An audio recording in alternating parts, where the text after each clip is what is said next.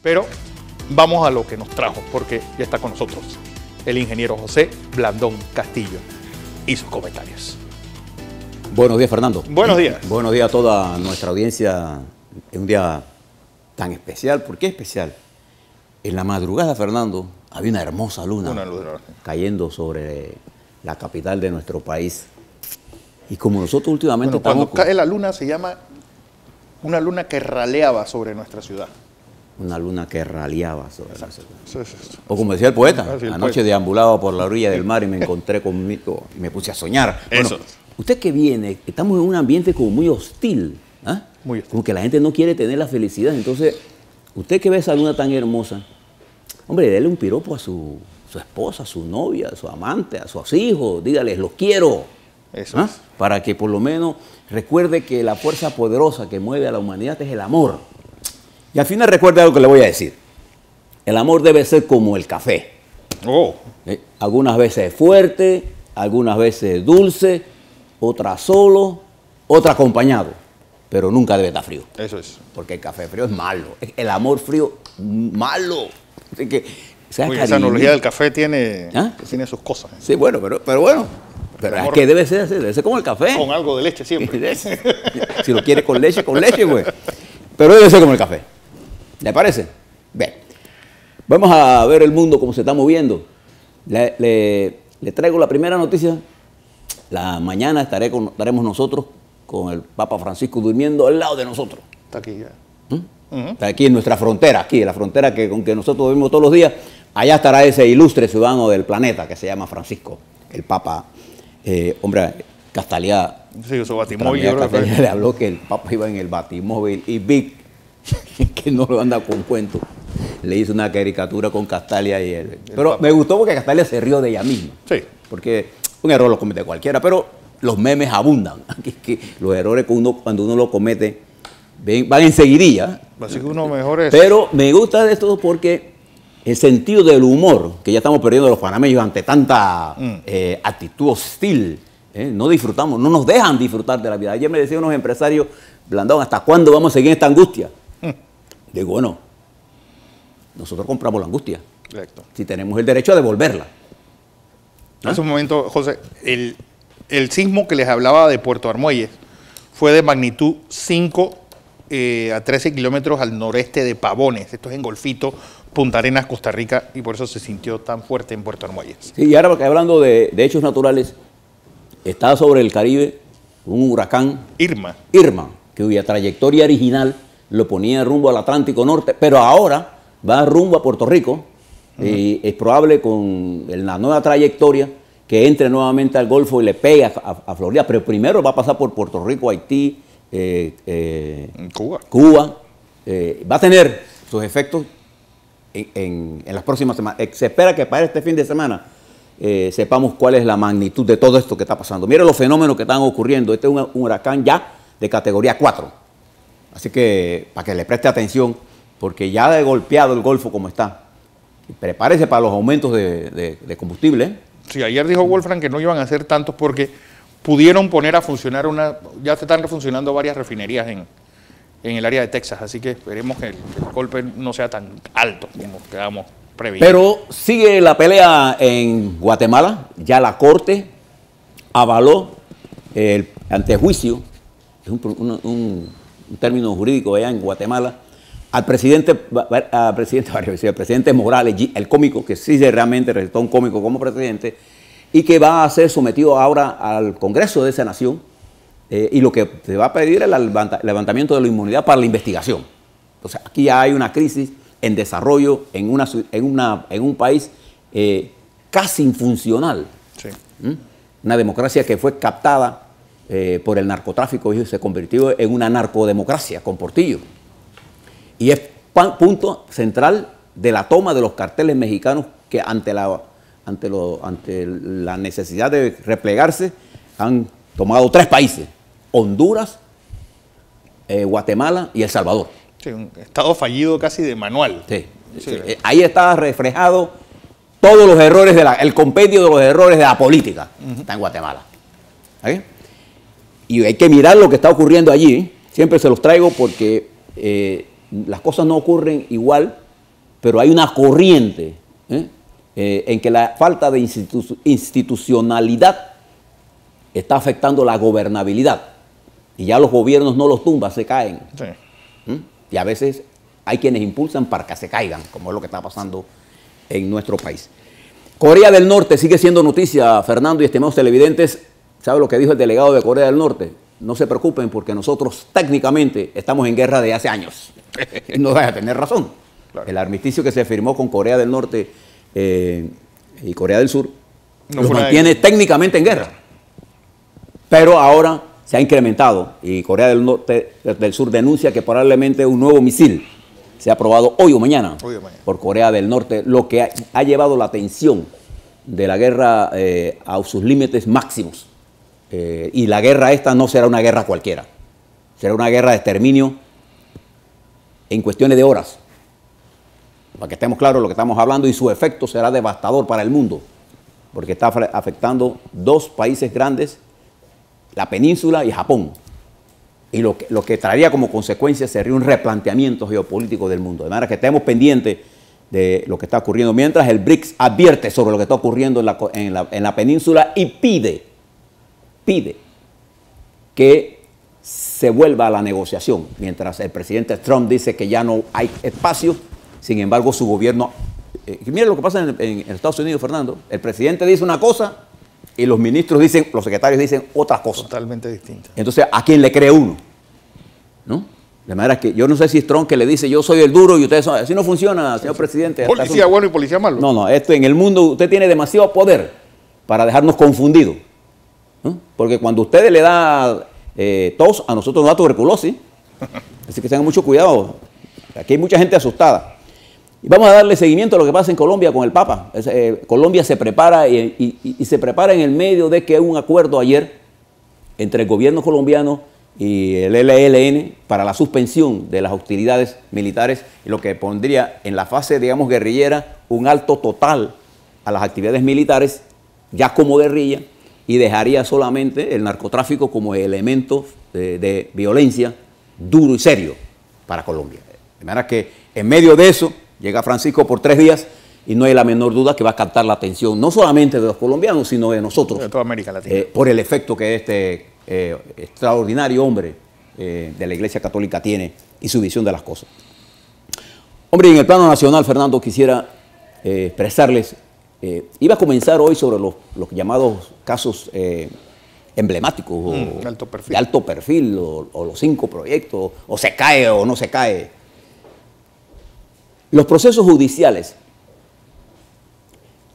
fracasan o tienen éxito dependiendo básicamente de la calidad de la investigación que se haga. Si la calidad de la investigación que se haga es malo, el proceso es débil. Entonces los fiscales normalmente saben cuando tienen un caso fuerte y cuando tienen un caso débil. Y muchos de los casos llamados de perfil alto tienen debilidades estructurales. Yo se los voy a poner uno por uno. No todos, pero lo que se ha llamado el cogollo de los casos. Es como para reírse. Y fíjese, Fernando, que, estimados televidentes, que la decisión de la Corte, una decisión judicial, que la única que la puede tomar es la Corte, el juez. No es el fiscal el que toma estas decisiones. En el caso del ministro Mulino, ha creado un revuelo cuando lo que debió crear fue un sentido de paz y de protección, porque fíjese lo que le voy a decir, en la teoría del derecho y de la civilización moderna es preferible tener un delincuente libre que un inocente preso. Fíjese lo que le voy a decir, así funcionan los sistemas judiciales. Nosotros queremos aquí tener gente presa, no importa que sea inocente, pero ese es un crimen perverso, tener un inocente preso. Pero sin embargo, el análisis desapasionado, técnico del caso de los radares, demuestra claramente que la magistrada Russo lo que hizo fue fallar en derecho. El presidente del Colegio Nacional de Abogados, Dionisio Rodríguez, fue claro y enfático al decir esto, porque esto se está estudiando. Usted puede tener apreciaciones, pero la justicia no se hace con apreciaciones, se hace con hechos materiales que están en el expediente. Y si un fiscal viola el tiempo, porque más el tiempo es un elemento fundamental de un proceso jurídico, los fiscales no se pueden sentar en los casos, no se le caso a los jueces. Entonces, este caso hizo una cosa importante, y lo que voy a señalar como positivo, que puso la discusión en su nivel más importante de los últimos meses, que es si la justicia es justicia o es linchamiento. Y si los fiscales que se equivocan, y se pueden equivocar, los fiscales cometen errores, son seres humanos y además están cargados de trabajo, y además de presiones. Hay presiones políticas sobre los fiscales, y por eso, cuando se judicializa la política, la justicia no funciona. Tan simple. Entonces, este caso, que incluso veo hombres a los cuales uno le siente respeto, cuando tú vas al fondo del tema, ellos no se pronuncian sobre los problemas jurídicos, sino una evaluación de carácter moral y ético sobre algo que está contenido en la ley. La ley, ellos lo saben perfectamente, porque tienen mucha más sabiduría y sapiencia que yo en materia legislativa, judicial. Ellos saben que la moral está contenida en la propia ley. Es más, cuando la señora procuradora dijo que la corrupción es el delito más... el peor delito de la humanidad. Lo calificó de una forma tan nefasta. Quien califica esto no es un juicio moral.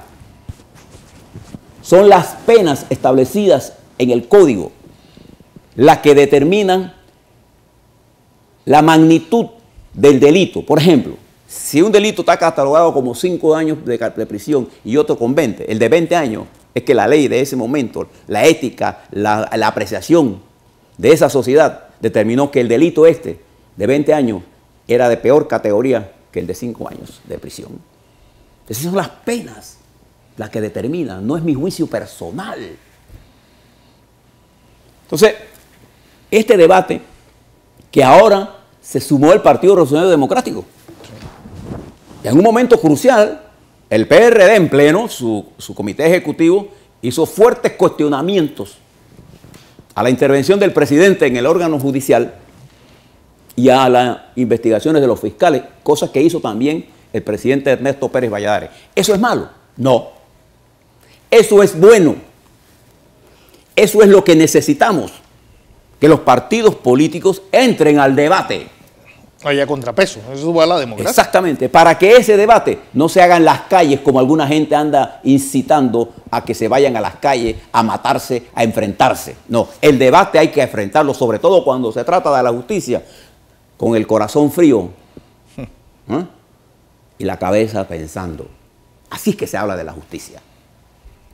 Entonces, esta discusión que se está haciendo, que incluso está tergiversada en algunos medios, porque se hablan de expedientes y no se han leído siquiera los expedientes. Cuando yo los escucho hablar, yo me pregunto, ¿cómo es posible que alguien esté hablando sobre un caso jurídico y no se ha leído el contenido? Porque entonces lo dicen y hablan de cifras, y cuando tú vas a las auditorías te das cuenta que es otra cosa lo que está en el expediente y otra cosa lo que está en los medios. Y esto me lleva a decirles lo siguiente. Durante mucho tiempo usted me ha escuchado a mí aquí explicarle que a mí me parecía correcto el enfoque que la señora Procuradora General de la Nación, la señora Kenia Porcel, estaba haciendo sobre las investigaciones de Odebrecht, ¿se acuerda? ¿No? Sin embargo, estos mismos pregoneros del desastre querían rabo y oreja sin proceso. Condenas ya. Había un proceso que desarrollar. La señora Procuradora tuvo que tener una ley para llegar a un acuerdo. Ese acuerdo tuvo que negociarse en meses. Se negocia, comienza a recibir información y ahora la precipitan a tomar acciones que debió tomar un poco de semanas más atrás, más adelante. ¿Sabe por qué? Señora Procuradora, y yo estoy de acuerdo con las investigaciones que se están haciendo. Lo que no estoy de acuerdo es con el tiempo en que aplican estas medidas. Porque fíjese lo siguiente. las acciones que se tomaron en el día de ayer, al tomarse en medio de la confrontación presidencia, Corte Suprema, Procuraduría, Corte Suprema, es interpretada por la sociedad a todos los niveles como un mecanismo para confundir la opinión pública y ponernos a todos en un revolú, no como un acto de justicia, que era lo correcto, esperar que se disipara esto, ¿no así? Y hacerlo en el tiempo adecuado de la justicia, porque todos los ciudadanos del país, todos, formamos nuestra opinión por percepciones. Ninguno de nosotros tiene una opinión basada en los hechos jurídicos reales, sino por percepciones, y más cuando los medios intentan manipular la verdad. Entonces, para la mayoría de los panameños, la acción del Ministerio Público de ayer, y que continúa hoy, es parte de una estrategia política para manejar la justicia. Entonces eso no es correcto, y eso no lo hace bien al trabajo del Ministerio Público, porque ellos pudieron esperar. Pero lo que no podía esperar era la presión a la que está sometida la señora procuradora, y yo la entiendo.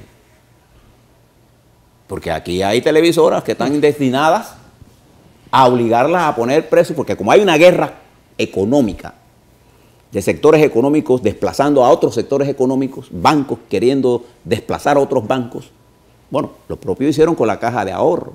La Caja de Ahorro, bajo la dirección del licenciado Jason Pastor, pasó de un 7º lugar en el mercado de hipotecas a un 2º lugar en el mercado de hipotecas, peleando con el Banco General, de cabeza a cabeza. Eso se lo deben a Jason Pastor. Pero a los señores del otro lado no les gusta, porque le estaban quitando clientes. Y entonces todo este armatoste que se armó con la Caja de Ahorro era para sacarla del mercado. Se lo dije abiertamente. Hay una guerra económica en el medio de todo esto. Y se utiliza la justicia como un instrumento de esa guerra.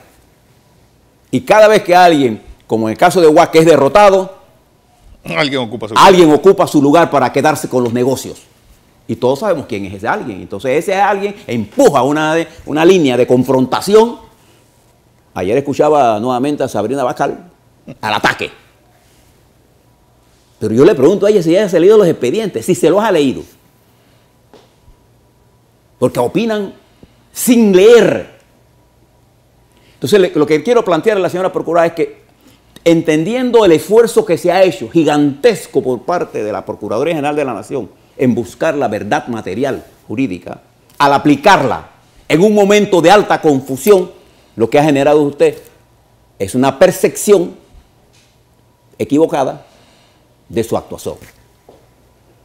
Entonces usted no está al margen de la sociedad. Usted puede decir, a mí no me interesa. Sí le interesa, porque eso se hizo con esos propósitos también. Entonces ayer armaron todo un revuelo. Usted tiene que ver el grado de incertidumbre que se generó en la banca con todo esto, porque van selectivamente. Yo le hago una pregunta, y se la hago a TVN. ¿Ustedes saben quiénes eran los clientes de Financial Pacific? Bueno, yo les voy a hablar de eso mañana. ¿Quiénes eran los clientes que facturaban en Financial Pacific? Y el día que lo sepan, no sé qué van a seguir diciendo. Entonces, cuando nosotros no actuamos, dejando que la justicia haga su trabajo en el tiempo judicial, y presionamos para que lo haga en el tiempo político, lo que hacemos es un daño terrible a la justicia. Entonces, el tiempo político del gobierno se está acabando. Dentro de unos 8 a 10 meses, en mayo del 2018, que es ahora mismo, el gobierno de Varela pasará a ser un gobierno que huele a expresidente. Entonces van a sentir el abandono total de fuerzas que hoy los empujan a tomar decisiones para abrir nuevos espacios a los negocios que ellos quieren introducir. Por eso es que usted no ve en ellos ninguna propuesta seria de la justicia. No, no, no. Si ellos quisieran hablar de la justicia, ¿por qué TVN no hace un reportaje de los miles de panameños y panameños que están presas ilegalmente en las cárceles. A ver, allá, ¿por qué no va a nuestros barrios a ver las atrocidades que se cometen contra nuestra gente? Esa es la justicia que la gente está buscando. No, porque a ellos no les interesa eso. A ellos les interesa es la justicia de los altos. Fíjese todo el tiempo que le hemos gastado a los llamados casos de alto perfil. Yo quisiera que le gastáramos más tiempo a los de bajo perfil. Al de la madre que su hijo está preso porque cometió el error de asociarse con alguien que tenía droga y lo agarraron con una cantidad X de droga por primera o tercera o cuarta vez y que se está corrompiendo en la cárcel para convertirse en un delincuente. Esa madre angustiada, ¿qué le decimos? Ah, no, que estamos ocupados persiguiendo a Martinelli. Pero ahí, en la cárcel, hay miles de jóvenes panameños y muchachas panameñas pidiendo justicia. Y ustedes están preocupados es por los de alto perfil, porque quieren dar el ejemplo. Pero yo no escucho a nadie cuáles son las propuestas que tenemos para parar la corrupción. Y la primera propuesta para parar la corrupción es tener hombres y mujeres con capacidad técnica para dirigir el Estado. Visionarios, estadistas. Hombres que no estén pensando en sus intereses individuales, sino en el interés colectivo, de verdad, y que tengan compromiso de clase con los más vulnerables, con los verdaderos campesinos, con los indígenas, con los trabajadores, con los clase media, con nuestros intelectuales, que le den protección a nuestros niños, por los muchachos que están fuera del colegio. Hay 200.000 niños que están fuera del sistema, con edad entre los 15 y los 22 años. ¿Están preocupados por eso? Esa es la falta de justicia. Aquí hay dos elementos fundamentales que conspiran contra el desarrollo nacional. Es una educación extremadamente deficiente, pobre, en todo sentido, y un sistema judicial inmerso en las más antiguas prácticas del derecho. Pero nosotros estamos aquí preocupados en los de alto perfil. Eso es lo que nos preocupa. Si supieran, cuando uno habla con la gente, Fernando, en Chorrera, en Arraiján, en Juan Díaz, en San Pedro, o en Colón, o en Chitré, el ciudadano tiene otras preocupaciones más serias, también de la justicia. Cuando vemos, por ejemplo, la cantidad de niñas embarazadas por adultos, y no hay un solo adulto condenado por esos embarazos. ¿Dónde está la justicia entonces? Eso no es un crimen. Que un adulto embarace a una niña de 13 o 14 años y la abandone. Entonces sí, la tira a la pobreza más oscura. Eso no es un crimen. Eso no nos importa. Eso no tiene más valor.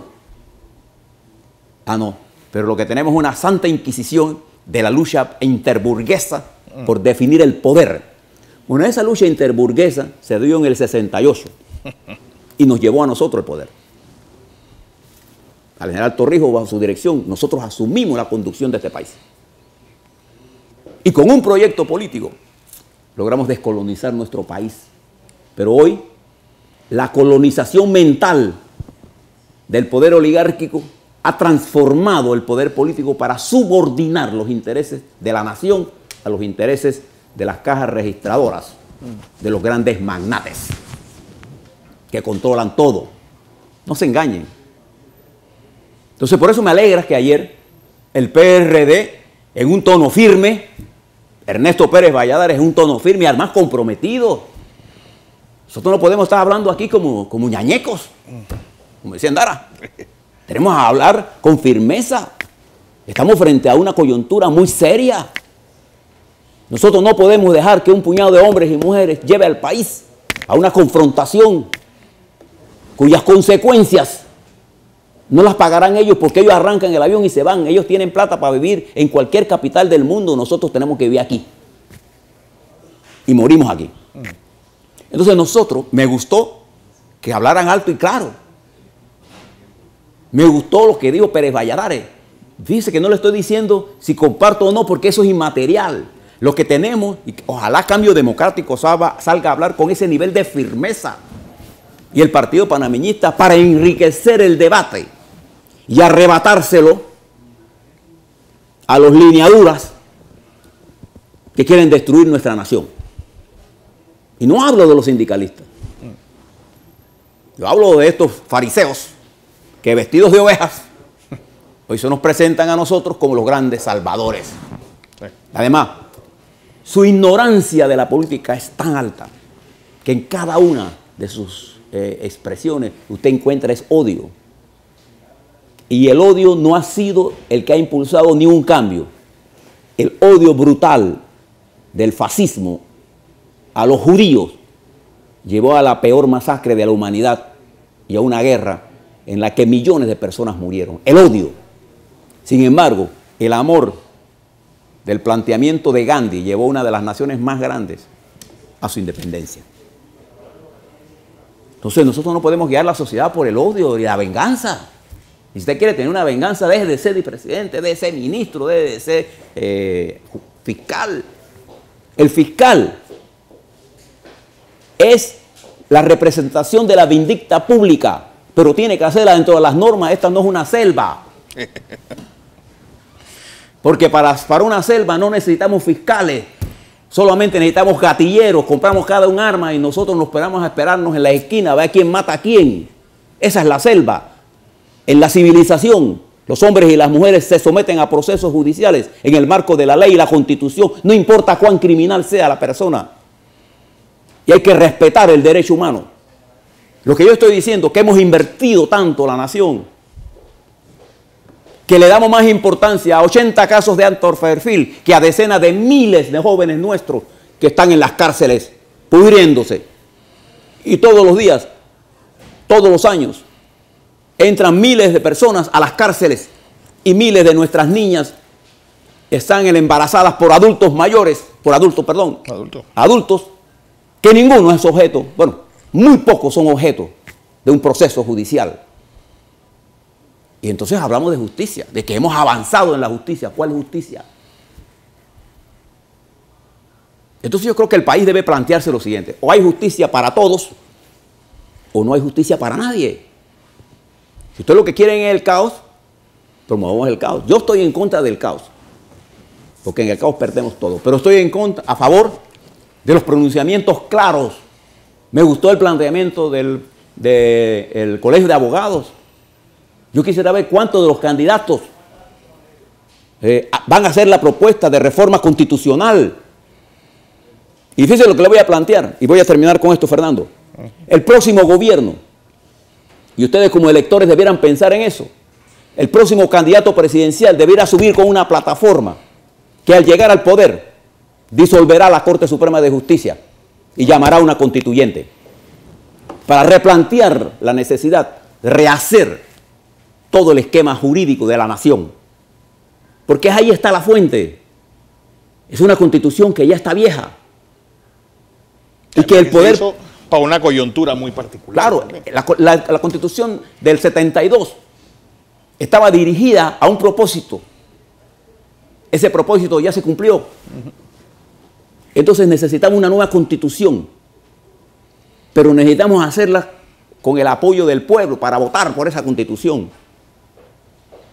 Y entonces nombrar una corte que no la nombre el presidente, sino que busquemos mecanismos de selección que nos permita escoger jueces con independencia y con conocimiento,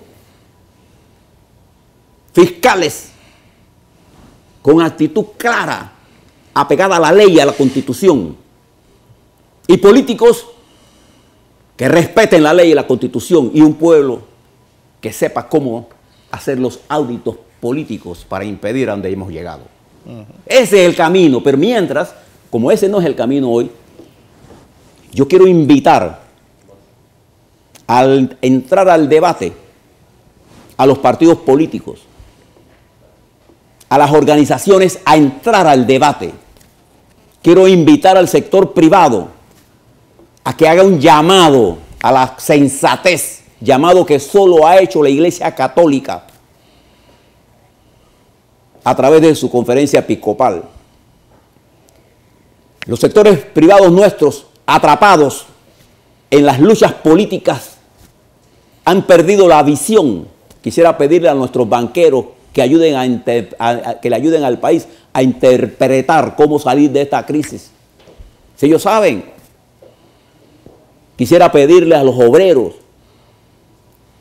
que militen en la búsqueda de una solución democrática, que le dé más participación a los obreros en las decisiones importantes. Eso es lo que tenemos que hacer, a las organizaciones de base, a moverse en función del interés de la nación y no del tambor de la caja registradora de quienes los quieren tirar a la calle como carneros de Panurgo para ellos seguir usufructando la patria. No, es la hora de que rescatemos el sistema político. La política es una ciencia. Aquí hay gente que le gusta el poder, pero no entiende la política. Y entonces para ellos la política es el arte de ejercer el poder. Para mí, la política es el arte de llegar a los consensos para transformar, impulsar en forma permanente el desarrollo de una nación con participación, con equidad, con paz y con amor. Esa es la política. El que se deja llevar por la venganza, por el odio, se incapacita para gobernar. Ustedes quieren, son las reflexiones de alguien que ha vivido toda la historia de este país en los últimos 40 años. No se engañen. Ahora, si ustedes quieren coger el camino de la venganza, el camino de la confrontación, allí también sabremos dar la lucha. Así que yo les invito a todas las fuerzas políticas. Me gustó la participación del colegio, pero me gustaría ver, por ejemplo, al Colegio de Economistas, me gustaría ver a la Universidad de Panamá, a la Escuela de Derecho, de todas las facultades de este país, expresarse sobre estos temas. Este país no es de 4 berracos, este país es de todos nosotros. Y tenemos que rescatarlo. Termino diciendo, mi corazón está con la selección de Panamá. Hombre, todo el que se pone la camiseta de Panamá y la suda en el campo de batalla tiene mi aprecio. Además, como yo soy fanático, no entro a consideraciones técnicas para apoyar o no a Panamá. Gane o pierda, esa es mi selección. Así es.